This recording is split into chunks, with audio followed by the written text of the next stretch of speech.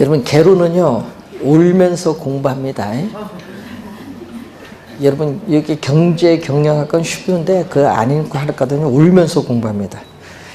그래서 시험 칠 때는 울면서 나오는 것이 아니라 웃으면서 나옵니다.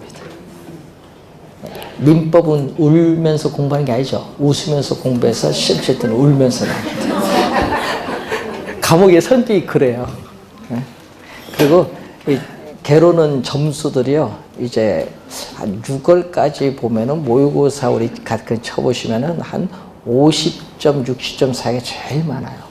아직 공부 덜 됐으니까. 7, 8, 9월 넘어가면요, 점수들이 7, 80점대로 이렇게 올라와요. 개로는 뒤에 가야 점수 잘 나와요. 왜? 용어가 이제 정립이 되고, 이제 뭐가 중요하고 뭐가 나올지 이제 보이는 거예요, 여러분 눈에. 그러니까 민법하고 좀 다릅니다, 개로는. 그러니까 점수에 너무 신경 쓰지 마시고, 이해 안 되는 거 그 신경 쓰지 마시고, 다 잊어버린 건 다 똑같, 망각곡선이 있어서 잊어버리니까 반복 좀 하시고, 기본서 많이 보세요. 다른 거 필요 없어요. 이 강의 들은 것을 동영상 들으시면서 다시 한번 복습할 때 기본서 중요 부분 색깔이 표시되어 있거든요. 그 부분 좀 주의해 두면서 그 부분을 반복해서 보시면 훨씬 도움이 되십니다. 자, 그러면은 이제 위험 관리 방법 한번 보겠습니다. 자, 위험을 관리하는 방법이죠. 자, 위험을 관리하는 방법을 보면은 위험의 회피가 있어요. 말 그대로 해석하면 되겠네.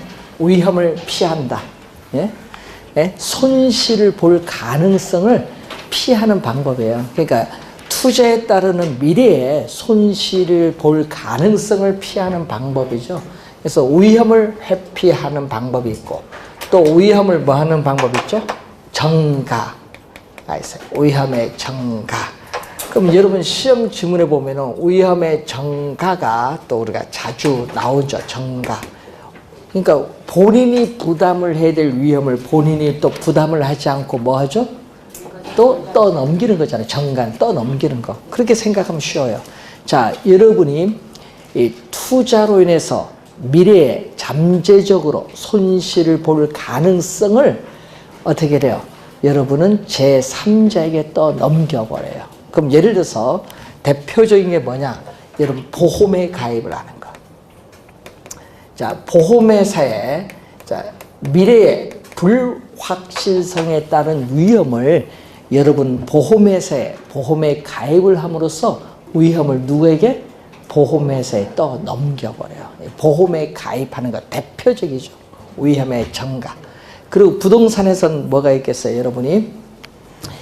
임대인과 임차인 사이는 어떻게 돼? 임대차 계약을 통해서 임대료를 결정을 합니다.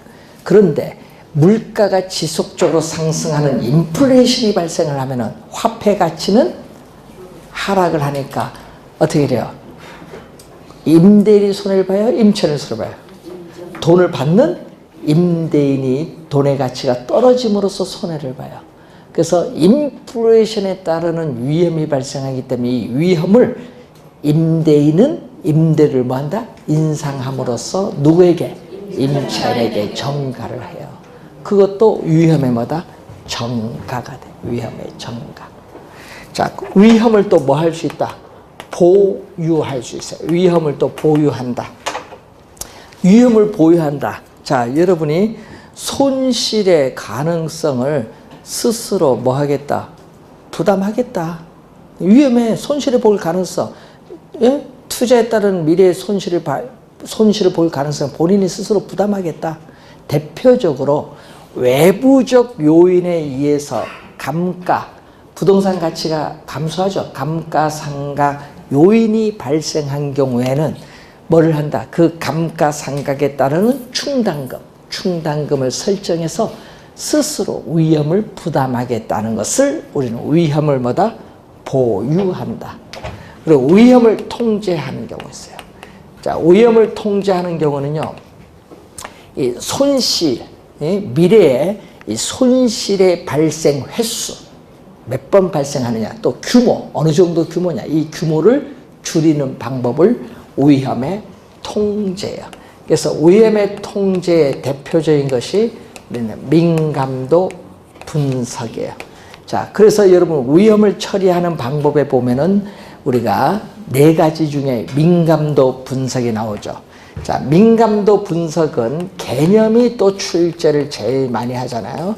자, 투입 요소의 변화에 따라서 산출되는 결과가 어떻게 되느냐. 예? 투입, 인풋, 산출되는 결과, 산출되는 아웃풋. 예? 그러면 투입되는 요소가 뭐가 있느냐? 부동산에 있어서 대표적으로 임대료의 변화.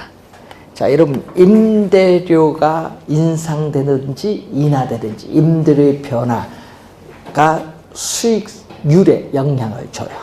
임대료의 변화, 또 영향을 미치는 게 또 부동산을 운영하고 유지하는 데 드는 비용이 뭐죠? 영업 경비라든지, 또 전체 임대 면적 중, 여러분 전체 임대 면적 중 임대되지 않은 면적의 비율을 우리 뭐라고 하죠? 공실률. 또 부동산에 있어서의 뭐죠? 보유기간 몇 년 보유하느냐, 이런 거 많죠. 감가상각 방법을 변경한다든지. 자, 이걸 임대료 하나만 변할 수도 있고요. 또 임대료 영업경비 2개 변할 수 있죠. 하나 변하는 건 개별적, 2개 이상 변하는 건 집단적. 그래서 이 투입되는 요소가 개별적 또는 집단적으로 변화를 했을 경우에 산출되는 결과인 뭐에 영향을 미칠까요? 산출되는 결과인 뭐에 영향을 준다? 수익성에 미치는 영향을 분석하는 게 바로 뭐죠? 민감도 분석이에요. 민감도 분석. 즉 뭘로 통해서? 통계적으로 회귀 분석을 통해서 분석을 해요. 통계적으로. 그래서 이 민감도 분석이 위험을 통제하는 대표적인 또 방법입니다. 민감도 분석 개념은 시험 지문에 자주 나옵니다. 민감도 분석. 올해도 나왔죠. 자, 그리고 거기 위험을 처리하는 방법에 또 뭐가 있어요? 민감도 분석이 있지만 또 위험한 투자를 제외시키는 방법이 있어요. 자, 여러분 위험한 투자를, 여러분 위험을 처리하는 방법 중에 위험한 투자를 제외시키는 방법이 있거든요. 즉 투자한 원금을 잃지 않으려고 국채와 같은 정부가 보증한 안전한 자산에만 투자를 하는 거예요. 예? 예? 이런 것은 위험에 회피하는 대표적 사례. 여러분 위험한 투자를 제외시키는 방법은 위험 회피의 대표적 수단이죠.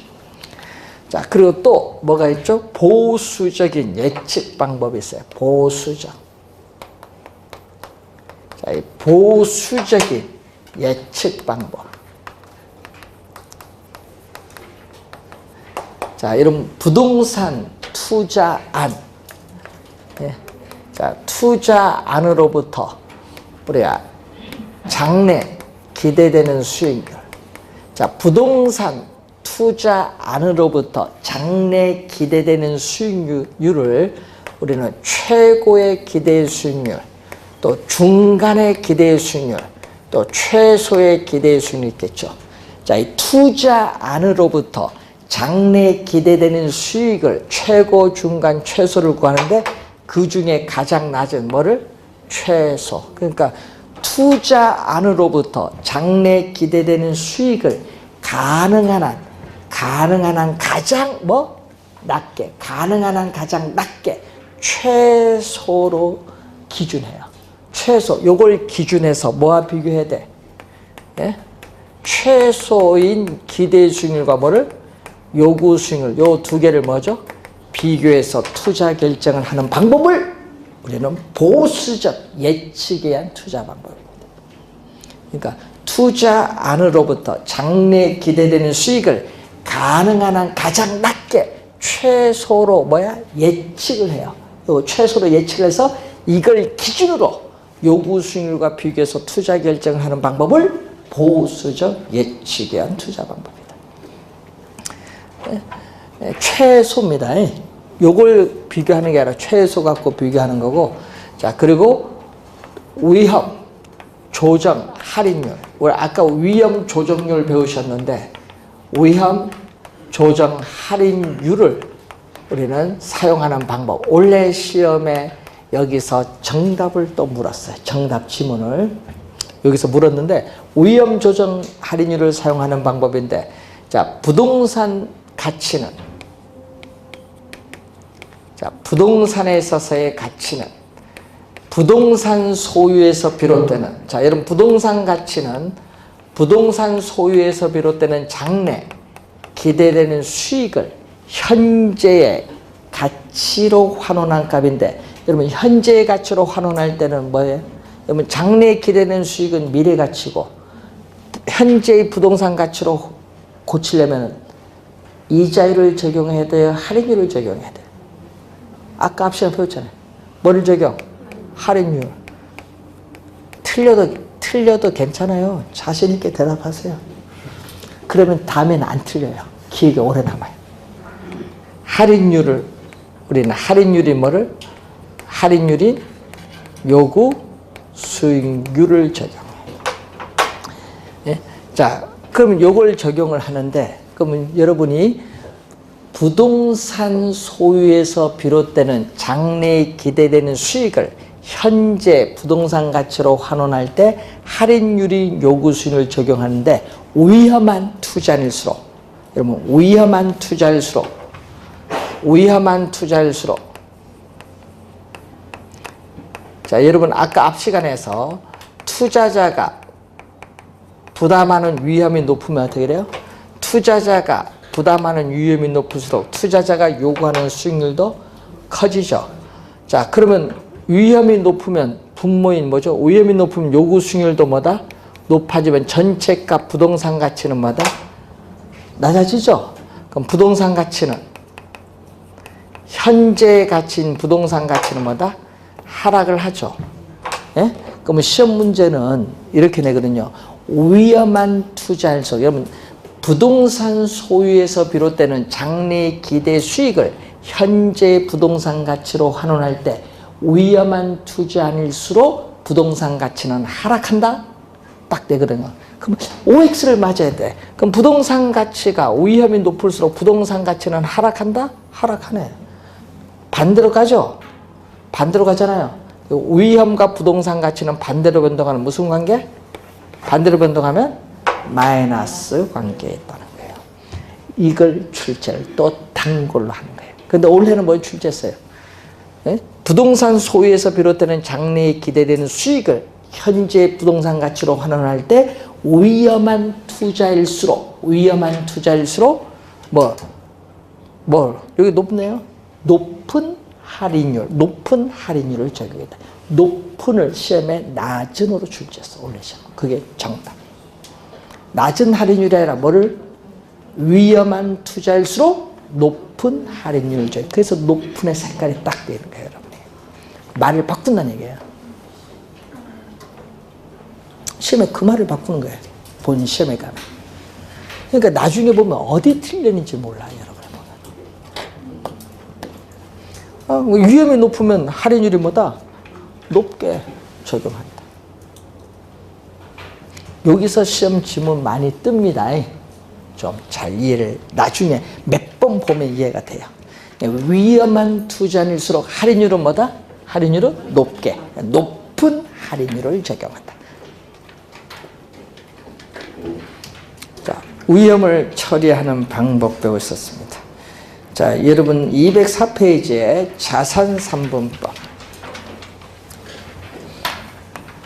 자, 포트폴리오 이론이 나타나기 전에 고전적 투자 이론인 자산 3분법. 고전적 투자 이론. 자산 또는 가끔 뭐 재산이라고 나와 있는 교재도 있고, 고전적 투자 이론이 자산 3분법 또는 재산 3분법. 그럼 자산을 몇 가지로 본다? 3가지. 거기에 봤더니 은행의 예금, 주식, 부동산 3가지로 봐요. 3가지.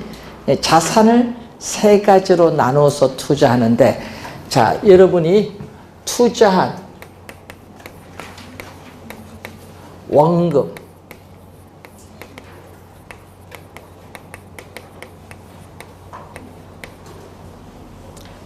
자, 원금의 위험 부담은 뭐와 관련이냐면요. 여러분, 안전성.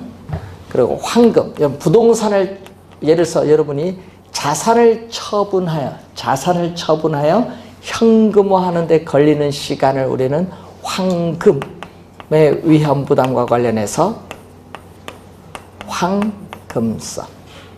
자, 경제적 가치의 위험 부담과 관련해서 수익성.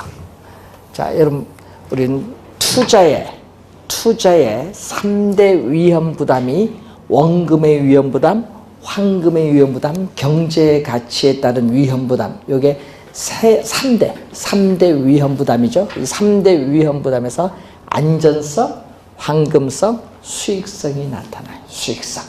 그럼 거기에 보면 안전성, 황금성, 수익성이 3대 위험 부담과 관련 있는 겁니다. 그러면은 이 자산상분법은 어떻게 돼요? 그럼 투자 자금을 투자하는데 뭐에 따라서 우리 시장의 경제 상황에 따라 자산을 은행 예금, 부동산, 주식에 적절히 나누어서 투자하는 것을 뭐라고 한다? 자산상분법이에요. 그런데 문제는 경제 상황에 따라 보유 비중이 달리합니다.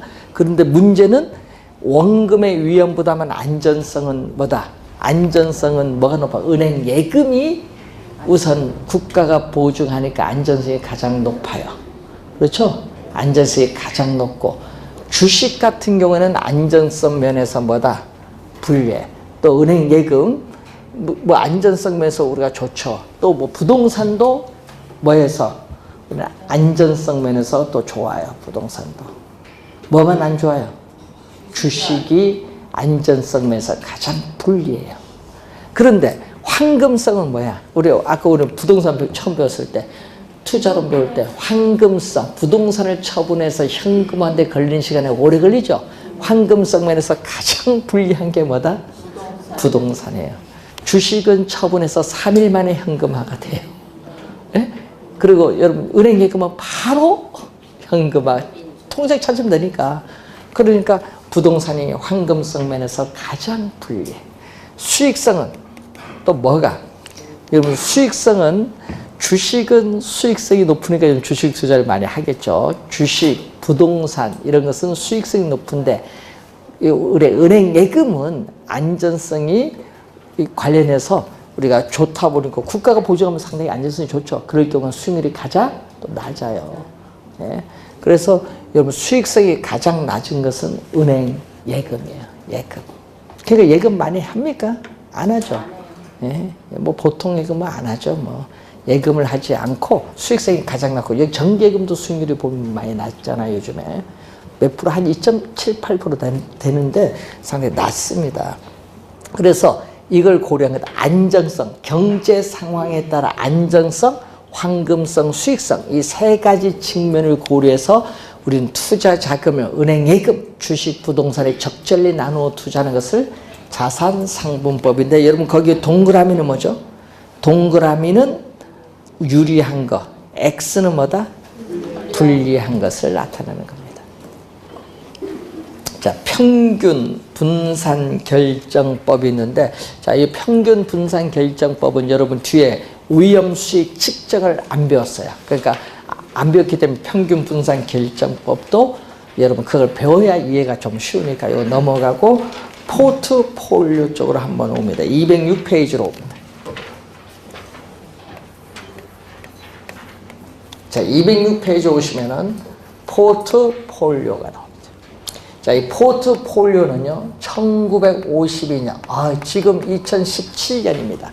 벌써 오래됐네요. 2017년이니까. 네? 65년 전. 이야, 1952년, 마코위츠라는 사람이 있어요. 미국의 마코위츠라는 사람이 포트폴리오 선택이라는 논문을 발표를 해요. A4용지 한 7장 되니까 옛날에 저를 번역할 때 보니까 한 8장 정도 되는데, 이 포트폴리오 선택이라는 논문을 발표를 해서 이 포트폴리오라는 용어가 처음 사용을 하게 됐어요. 예, 원래 주식시장에서 관찰해서 나온 용어거든요. 그러니까 주식시장과 밀접한 관련을 가지고 있는 거예요. 포트폴리오 원래는.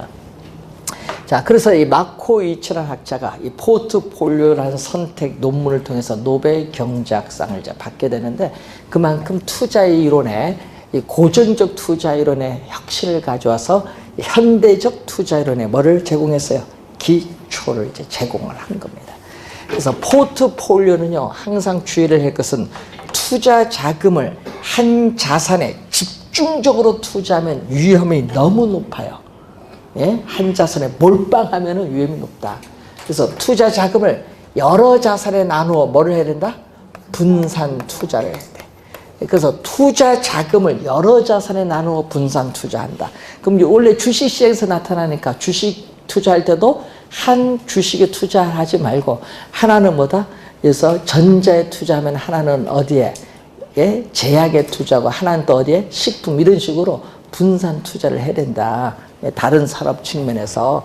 그래서 여러 어떻게 돼요? 자금을 여러 자산에 나누어 분산 투자를 하는데, 분산 투자에 따르는 목적이 뭐예요?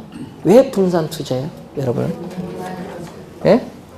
분산 투자하는 목적은요, 위험을 줄이는 걸 목적으로 해요. 그런데 주의해야 될 것은, 분산 투자를 하는 것은 위험을 줄이는 것을 목적으로 하지 미래에 예상되는 기대 수익률과는 아무런 관련이 없어요. 여러분, 기대 수익률과는 아무런 관련 없어요. 분산 투자에 따르는 목적은 위험을 줄이는 것을 목적으로 한다. 항상 이걸 염두에 두셔야 돼요. 위험을 줄이기 위해서 분산 투자한다는 거예요. 그럼 수익률을 높이기 위해서 분산 투자하는 게 아니에요. 위험을 줄이기 위해서 분산 투자한다.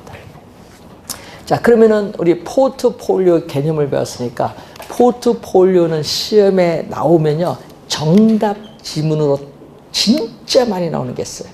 그것을 이제 우리 위험, 체계적 위험과 비체계적 위험, 207페이지에 나오는 이 그림이 엄청나게 많이 나와요. 자, 포트.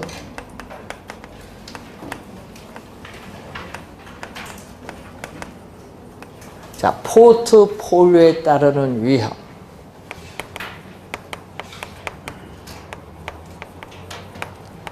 자, 포트폴리오에 따른 위험. 포트폴리오를 구성하는 자산의 수. 자, 위험이 이렇게 갑니다. 그림을 보시면은,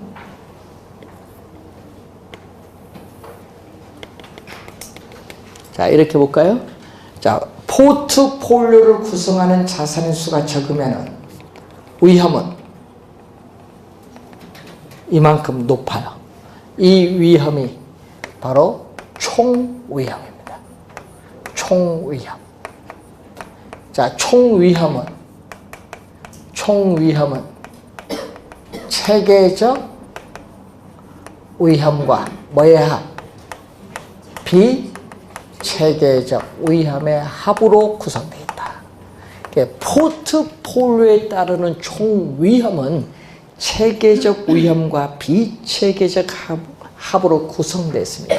그런데 이 그림을 이제 보시면은 이 위험과 요 위험으로 이제 나누는 거야, 지금.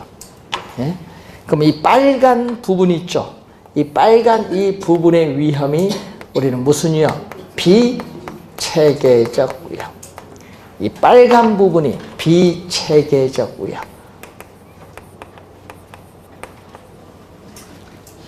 자, 여러분 시험 문제 작년에 이렇게 나왔거든요. 비체계적 개별 부동산의 특성에 따라 야기되는 위험. 여기 나왔어요. 작년 시험에. 그러면 여러분 개별적인 부동산의 특성에 따라 야기되는 위험이 비체계적 위험이에요. 그럼 개별적인 부동산의 특성에 따라 나타나는 위험이기 때문에 투자 대상을 뭐한다? 다양화해요. 한쪽에 몰빵하지 말고 투자 대상을 다양화하여 분산 투자를 함으로써 비체계적 위험은 제거할 수 있다. 제거할 수 있다는 것은 피할 수 있다, 없다? 있다. 그래서 피할 수 있는 위험인데 시험에 보면요, 제거할 수가 있거든요. 비체계적은 피할 수 있는 위험이거든요. 그런데 시험에 여기서 피할 수 있는 위험, 피할 수 없는 위험, 요것 때문에 잘 틀려. 시험 문제. 말을 바꾸거든요. 피할 수 있는데, 자, 봅니다. 비가 와서 우산을 쓰면 비를 피할 수 있다. 하나만 정확히 한 개 하면 돼. 비가 와서 우산을 쓰면 비를 피할 수 있다. 예. 나중에 시험 질문, 정답 질문을 많이 묻거든요. 나올 때 왔다 갔다 하시면 안 돼요. 체계적, 비체계적. 체계적 위험과 비체계적 개념이 다릅니다. 비체계적 위험은 피할 수 있는 위험. 제거할 수 있다, 없다? 있다. 네? 제거할 수 있다. 그런데 요 밑에 있는 위험 있죠? 파란 위험. 이 파란 위험은 무슨 위험이냐 하면요. 체계적 위험이야. 자, 이 파란 위험은 체계적 위험. 체계적 위험입니다. 이 체계적 위험은 예를 들어서 인플레이션이 발생한다든지 대출 금리가 인상된다든지 부동산 시장에서의 경기가 침체하고 있으면은 부동산 시장에 존재하는 모든 부동산에 다 영향을 미치죠. 미쳐요. 그러니까 피할 수가 없는 거예요. 그래서 여기는 체계적 위험은 시장의 힘, 시장이 가지는 힘에 의해서 야기되는 위험이기 때문에 우리는 시장에 존재하는 모든 부동산에 다 영향을 미치기 때문에 여기는 피할 수 없는 위험이다. 그러니까 여러분 딱 구별을 해야 돼요. 그러니까 여기는 뭐다? 체계적 위험은 피할 수 있다, 없다? 없다, 없다. 요거 구별 잘 해야 됩니다. 비체계적 위험은 피할 수 있는 위험. 체계적 위험은 피할 수 없는 위험. 여기서 여러분 작년, 재작년 계속 정답 그쪽에서 말을 바꾸거든요. 지금 시험 문제 계속. 네.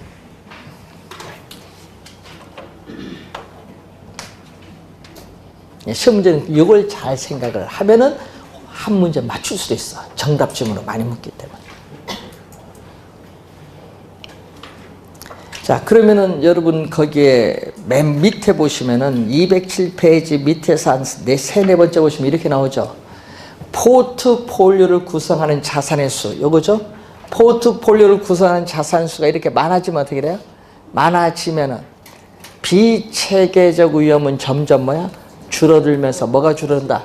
예? 비체계적 위험이 줄어들면서 총 위험도 점점 줄어들잖아요. 비체계적 위험이 줄어들면 총 위험도 줄어들어요. 그건 또 우리는 시험 문제 작년에 출제를 했어요. 또. 예? 포트폴리오를 구성하는 자산의 수가 많아질수록 우리는 비체계적 위험이 줄어들기 때문에 총 위험도 줄어든다. 맞는 지문입니다. 되겠죠? 그렇게 요 수식 보면서 요 그림 보면서 아, 그 말이 O, X 빨리 판단해야지. 그러니까 그럼 시험 문제는 어떻게 내겠어요? 말을 예? 포트폴리오를 구성하는 자산의 수가 많아질수록 통계적으로 체계적 위험은 줄어들기 때문에 총 위험은 줄어든다. 비체계적을 뭘로 바꿔버려요? 체계적 바꿔버리는 거예요. 그래서 또 못 찾는 거예요. 시험 문제는. 말을 바꿔서 출제해버립니다. 자, 그러면 이 그림을 보면 포트폴리오를 구성하는 자산의 수가 이 정도면 어떻게 돼요? 포트폴리오를 구성한 자산의 수가 이 정도 되면 어떻게 돼요? 비체계적 위험은 완전히 제거됐어. 완전히 100% 완전히 제거되고 뭐만 남는다? 남는 건 요거 뭐만 남았어요? 체계적 위험만 남았어요. 그래서 포트폴리오를 구성하는 자산의 수가 많으면 많을수록 통계적으로 비체계적 위험은 뭐까지 줄일 수 있다? 0까지 줄일 수 있다. 요까지 오면은 아까 요까지 오면 뭐 완전히 뭐다? 완전히 제거될 수 있죠. 완전히 비체계적 위험이 통계적으로 완전히 제거된다는 것은 비체계적 위험이 얼마란 얘기야? 제로라는 얘기야. 그러니까 비체계적 위험은 0까지 줄일 수 있는 거예요. 그런데 또 시험에 나올 때 또 주의하겠죠. 또 208페이지 맨 위에 보시면은 자, 또 포트폴리오를 구성하는 자산의 수가 많을수록 포트폴리오 구성하는 자산 수가 많을수록 요거는 적든 많든 요거는 변화가 있다 없다? 없죠. 그래서 이런 포트폴리오를 구성하는 자산수가 많아지더라도 체계적 위험은 제거되지 않는다. 체계적 위험은 제거될 수가 없어. 또 요거는 19회 시험에 또 정답으로 또 물었지. 제거될 수 있다고 나오잖아요. 체계적 위험은 제거할 수가 없다. 구성하는 자산의 수가 많아도. 이거 변화가 없잖아요. 그래 말씀하듯이. 자, 시험에 그런 지문들을 이제 집중적으로 이제 출제를 하는 거겠죠.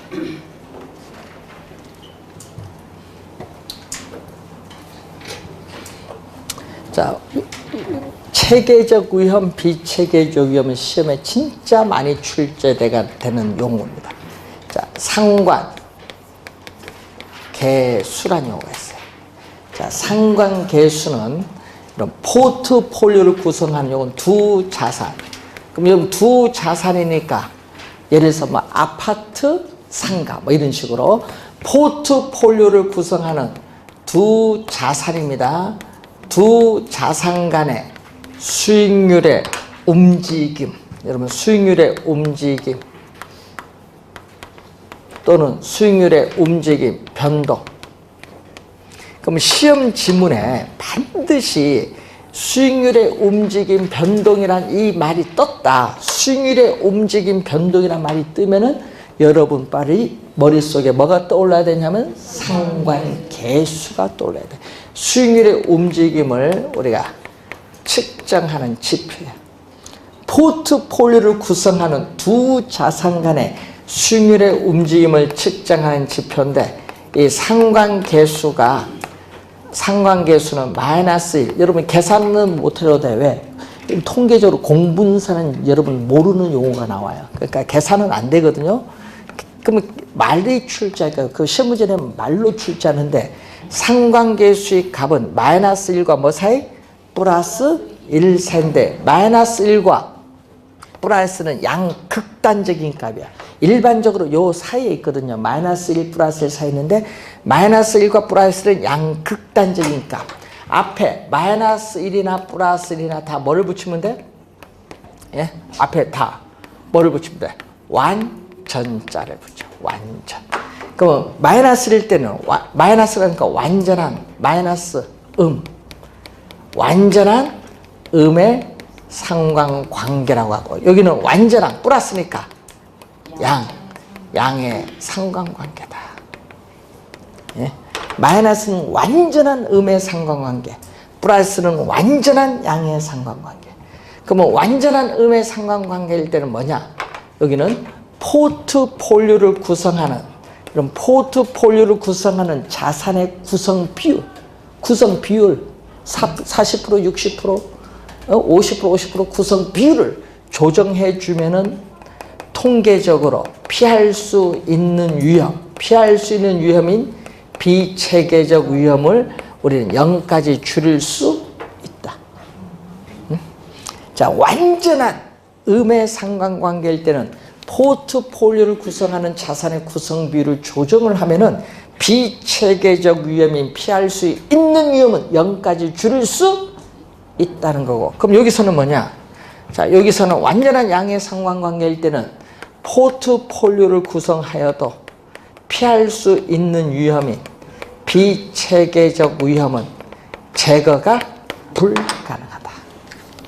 그러니까 비체계적 위험은 제거가 안 된다. 그러면 플러스 1을 제외한 어떻게 돼? 플러스 0.9, 0.7, 마이너스 0.5 하여튼 플러스 1을 제외한 상관계수. 자, 15회 한번 가볼까요?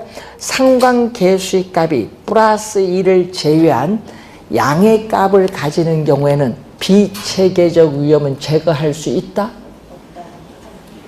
맞지? 요것만 제거 안 되지. 이쪽으로 갈수록 점점 0으로 가는 거니까 이쪽으로 갈수록 점점 제거가 되지. 그러니까 아까 했죠? 상관계수의 값이 플러스 1을 제외한 양의 값, 플러스 0.1, 0.3의 양의 값을 가지는 경우에는 비체계적 위험을 제거할 수 있다? 맞는 지문이지. 여기는 요것만 제거 안 돼. 플러스 1일 때만. 요걸 제외만 했잖아요. 지문을 잘 읽어야 돼요. 그런 형태로 이제 출제를 하는 거죠. 하여튼 마이너스 1 플러스 1 시험에 많이 나옵니다. 양극단적인 값이기 때문에. 여기는 비체계적 위험을 0까지 줄일 수 있고, 요거는 뭐다? 비체계적 위험 제가 안 되니까 어디로 갈수록 좋아요? 마이너스 1로 갈수록 좋지 뭐. 비체계적 위험 뭐 0으로 가니까.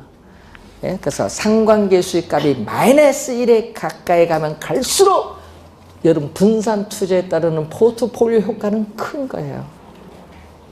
위험이 많이 적어다니까. 그 얘기입니다. 자, 그래서 여러분 한번 이제 보는데, 자, 상관계수는 두 자산 간의 수익률의 움직임입니다. 자, 상관계수는 두 자산 간의 수익률의 움직임인데, 자, A 자산, B 자산이 있어요. 2013년, 14, 15, 16, 17. 자, 갑니다. 자, 이렇게 주어졌는데, A 자산의 수익률입니다. 항상 수익률 2%, 우리가 5%, 7%, 8%, 11%. 자, 여기가 13%, 10%, 8%, 8%, 9, 7%, 7%, 4% 줘줬다. 자, 얼마 증가? 1년 플러스 3%. 자, 플러스 2%, 플러스 1%, 플러스 3%. 자, 증가했죠. 여기는 마이너스 3%, 마이너스 2%, 마이너스 1%, 마이너스 3%. 자, 부호는 잘 보세요. 부호는 플러스 마이너스예요. 플러스 마이너스 3, 3, 2, 2, 1, 1, 3, 3 같죠? 이렇게 포트폴리오를 구성하는 두 자산 간의 수익률의 움직임이 A 자산의 수익률이 움직임, B 자산의 수익률이 움직임을 봤더니 A 자산은 수익률이 점점 플러스 증가하죠. 여기는 점점 감소하죠. 감소하면 어떻게 돼? 우리는 이렇게 나올 때는 상관계수의 값이 마이너스야. 마이너스 값으로 가는데 문제는 이게 뭐죠? 플러스 마이너스 정반대죠. 이건 증가하는 거고 이건 감소하는 거예요. 정반대인데 여기 퍼센티지가 같아요. 즉 수익률의 움직임이 정반대로, 하나는 플러스면 하나 마이너스 정반대로 같은 값으로 3, 3 같은 크기로 변동하게 되면은 이때는 상관계수의 값이 마이너스 1이야. 이런 형태로 변동할 때. 예? 수익률이 요건 증가하고, 한 자산의 수익률이 증가하고 다른 자산의 수익률은 감소하면은 상관계수의 값은 마이너스인데, 문제는 이렇게 3%, 3%, 2%, 2% 같은 크기로 변동하면은 상관계수의 값은 얼마 된다? 마이너스 1값이 되는 그런 경우. 예? 그래서 뭐 이런 건 시험에 나오지 않는데, 마이너스 1이라는 의미가 뭐냐, 이걸 알아야 돼. 마이너스는 상관계수의 값이 마이너스 값이 나온다는 것은 수익률의 움직임이 뭐다? A 자산의 수익률의 움직임이 증가하면 B 자산의 수익률의 움직임이 뭐다? 이렇게 감소하죠. 이런 경우는 마이너스. 근데 A 자산의 수익률도 어떻게 돼? 증가하고 B 자산의 수익률도 뭐한다? 증가한다. 둘 다 증가하면 그때는 뭐다? 상관계수 값은 뭐다? 플러스. 그겁니다. 마이너스라는 의미와 플러스라는 의미를 이해를 해두시면 돼요. 자, 오늘 강의는 이 정도로 우리가 오늘 하고요. 우리가 다음 주에는 211페이지에 현금 수지의 측정에 관련된 몇 가지 중요 용어를 설명하고 금융위로 넘어가도록 하겠습니다. 자, 오늘 수고하셨습니다. 안녕히 가십시오.